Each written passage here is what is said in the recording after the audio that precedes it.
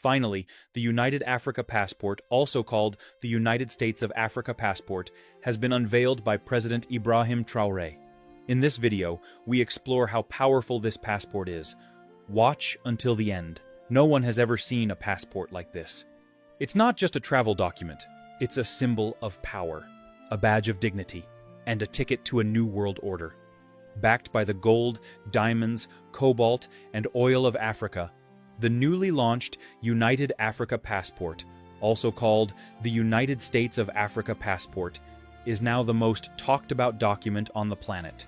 From Wall Street to Pyongyang, this passport has shaken diplomatic tables and forced nations to rethink global alliances.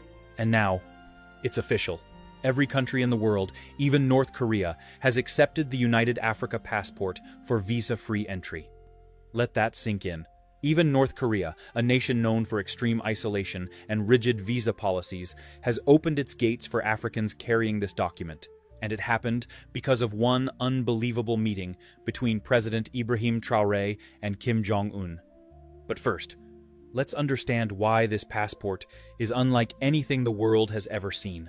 This is not just about traveling freely. It's about restoring the dignity of Black people everywhere. It's about unity, pride, and opportunity. And above all, it's about Africa finally taking its place on the global stage, not as a begging continent, but as a superpower with borders, currency, and voice. The passport offers something no other document does: visa-free access to all African countries, automatic residency pathways across the continent, free movement for work, education, and trade, and now visa-free access to the rest of the world, including China, Russia, India, Brazil, Indonesia, and shockingly, the United States. But the most unexpected chapter began in North Korea. The meeting between Traore and Kim Jong-un was supposed to be secret. Instead, it became historic. The world didn't believe it when the news broke. North Korea accepts United Africa Passport for visa-free entry. Many dismissed it as a rumor, a hoax. But then, North Korean state TV broadcast the footage. President Kim Jong-un and Captain Ibrahim Traore, side by side, standing in front of the North Korean flag, holding a dark green passport embossed with the golden emblem of United States of Africa. The world gasped. The footage showed Kim Jong-un wiping away tears. What could possibly make one of the world's most isolated and feared leaders cry? Here's what really happened. In a high-security hall deep within Pyongyang, Traore sat face-to-face with Kim. No entourage, no diplomats, just two men, both leaders of nations that have long been underestimated by the West. Traore opened a brown folder and placed 3 items on the table. A photograph of Congolese children digging cobalt with bare hands. A satellite map of Africa's mineral wealth. The first printed copy of the United Africa Passport. Then, he said, "Our people have bled enough. Our lands have fed the world. Yet we eat last. This passport is not just paper, it's justice." Kim didn't respond immediately. Traore continued, "You know what it means to be isolated, sanctioned, punished for defending sovereignty. Africa is in that struggle. But unlike the past, we're no longer divided. This passport is backed by Africa's wealth. Gold, uranium, diamonds, cobalt, oil. We will not beg for entry. We invite the world to recognize our unity." Kim stared at the passport. Then he asked one question: will Africans respect themselves enough to protect this document? Traore nodded. This is not a passport for tourists. It is a passport for liberation. Every African who carries it will know the weight of history. That's when Kim broke down. He reportedly whispered, "I see now. You are not building a new Africa.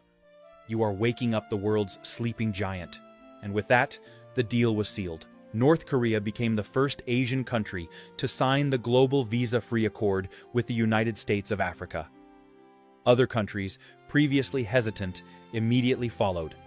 Indonesia, Vietnam, Pakistan, even Cuba and Venezuela, and silently, even a few EU nations began discreet talks. But the move sparked backlash too.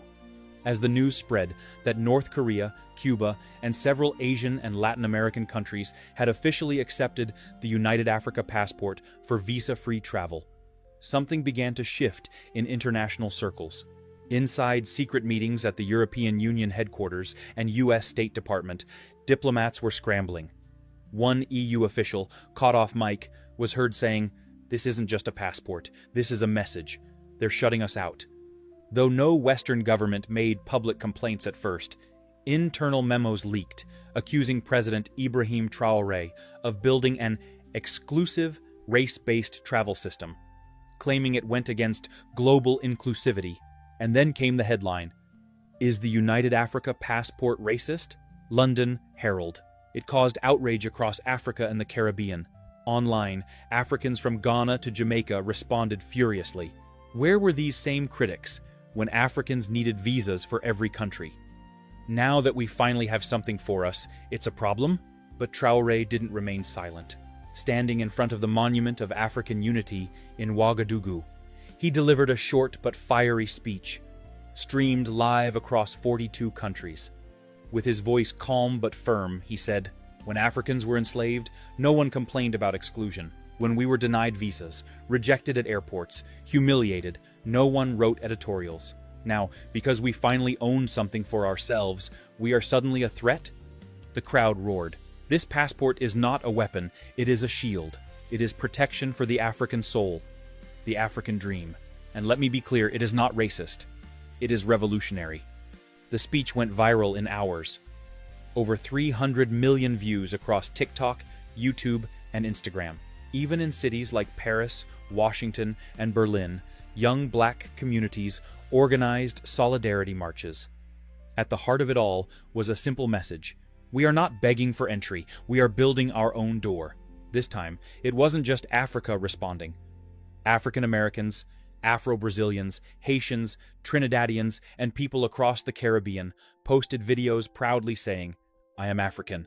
I claim my passport." Even some white and Asian allies stood in support, recognizing that this was more than travel, it was redemption. But the sudden popularity of the passport brought a new crisis. What started as a powerful symbol of African pride was now turning into a logistical nightmare. After President Ibrahim Traore's viral speech defending the United Africa passport, the world took notice, and so did the African people. From Atlanta to Accra, from Port-au-Prince to Cape Town, millions lined up virtually and physically to begin their applications. The Burkina Faso immigration servers crashed within hours of opening the portal. Some applicants waited 15 hours online, only for the page to freeze just before submission. In less than 10 days, over 11 million applications had been submitted from more than 62 countries. Families flew in from Jamaica, Barbados, St. Lucia, and Dominica. Thousands of African Americans booked urgent flights to Ouagadougou just to get in line, sleeping outside embassy gates with backpacks and printed documents. "I've never seen anything like it," said a passport officer in Ouagadougou. "There are grandmothers here who sold everything to make this trip." The first United Africa passport had just been printed days ago. Now, the system was being crushed under its own success. President Traore had promised that the passport would only go to people who could prove African ancestry or cultural ties to the continent. But many applicants, especially from Caribbean nations and African American communities, did not have official birth records or family documents. Centuries of slavery and displacement had erased their paper trails. To make matters worse, rumors began to spread. False brokers started charging hundreds of dollars for fast-track approvals. Some even forged DNA results. Traore had to act. On the night of August 28th, Traore appeared live again. Dressed simply, he looked visibly tired, but resolute. "To all my brothers and sisters across the black world, I hear you. I see you. We built this passport for you. Not just for Africans on the continent, but for the children stolen from her shores. But we must be careful. We must protect what we're building." He announced 3 urgent changes. Temporary suspension of all new applications for 21 days. DNA verification units to be set up in embassies across 25 cities. A new heritage claim form allowing people to explain their ancestral ties in writing or video if no documents exist. Your pain has a voice. Your identity matters. We will not deny you because your ancestors were denied. The announcement was met with mixed emotions. Some cried in frustration, especially those who had just arrived in Burkina Faso, but others applauded the move. Online, "We Are Africa" trended again, this time with videos of people helping each other fill out forms, narrating family stories, or posting photos of grandparents with the caption, "Proof enough." Even celebrities joined in. Afro-Caribbean singers, African-American activists, and Pan-African leaders encouraged patience. But Traore wasn't finished. He ended his address with a powerful reminder. This passport is not just a travel document. It is proof that we remember. It is proof that we are one. While the world was still trying to grasp the full impact of the United Africa Passport, President Ibrahim Traore was already working on the next chapter of the African Revolution. August 31st, 2025, less than a month after the passport launch, Traore landed in Dakar, Senegal, to hold emergency talks with regional leaders. His goal: to lay the foundation for the United Border Security Pact, a plan to remove internal African borders and unify the continent under one system. The leaders of Nigeria, Senegal, Mali, Chad, Ghana, Togo, and Guinea attended the closed-door meeting. Inside the summit, Traore reportedly delivered a 2-hour speech that left even veteran diplomats stunned. According to sources who were present, Traore said, "This passport means nothing if we still have fences between brothers. We do not need borders between Burkina Faso and Benin. Between Ghana and Togo, we are one nation Africa." He proposed a phased rollout of border elimination, starting with free movement of citizens with the United Africa Passport within 27 African countries, unified border patrol and digital ID system, shared intelligence to protect against external sabotage and trafficking. He called it "One Border, One Africa." Traore didn't just talk policy. He spoke from the heart. He reminded the leaders of what Africa had lost, not just land and wealth, but time, trust, and unity. We were once 3,000 tribes. Today we are 54 countries, divided by European rulers who are long dead. We are still paying for borders that were drawn with blood, but no more. He paused, looking directly into the cameras, broadcasting across Africa. We will not raise our children to hate their neighbor because of a border created in Berlin in 1884. Tears flowed in the audience. Even hardened journalists said they had never seen such raw emotion in a presidential address. Meanwhile, in the West, the reactions were growing colder by the day. A British newspaper called the United Africa Passport a diplomatic nightmare. A French analyst claimed, "Traore is creating a continent we can't control." A leaked U.S. State Department cable said, "The African passport must be monitored. It may inspire similar moves in Latin America or Asia." Most shocking of all, in a closed G7 meeting, an unnamed European leader reportedly asked, "Can we make the African passport conditional? Should we pressure African nations to make it inclusive to avoid accusations of reverse racism?" This sparked outrage online, with millions accusing Western powers of hypocrisy. One viral tweet summed it up. "They took everything from us. Now they want to take even the little unity we build for ourselves." At a press conference in Abuja, Traore responded boldly, "No, we will not apologize for standing together. No, we will not dilute our vision to make the comfortable feel safer. The African passport is for Africans. We are not excluding the world, we are finally including ourselves." He added, "Africa has 60% of the world's arable land. We have the gold, the lithium, the cobalt, the youth, and the sun. If shared fairly, Africa would be the richest country in the world. And now we will protect it." Just when the world thought the United Africa Passport couldn't go any further, President Ibrahim Traore made an announcement that stunned even his closest allies. On September 15, 2025, during a televised press briefing from Ouagadougou, Traore stood before a giant screen displaying the logos of over 20 African countries. Behind him was a banner that read, "From the soil to the stars, Africa united." He cleared his throat and said, "Today, we officially welcome the African Space Research Bureau as a full partner of the United Africa Passport." The crowd went silent. For a moment, many didn't understand the gravity of what he had just said. Then he explained, Traore revealed that Burkina Faso, Nigeria, Egypt, Algeria, South Africa, Ethiopia, and Ghana had formed a new Pan-African Space Alliance, and it would adopt the United Africa Passport as its official ID system. Scientists, engineers, astronauts, and researchers across the continent would now travel using the same black and gold biometric passport, a symbol of African excellence, sovereignty, and innovation.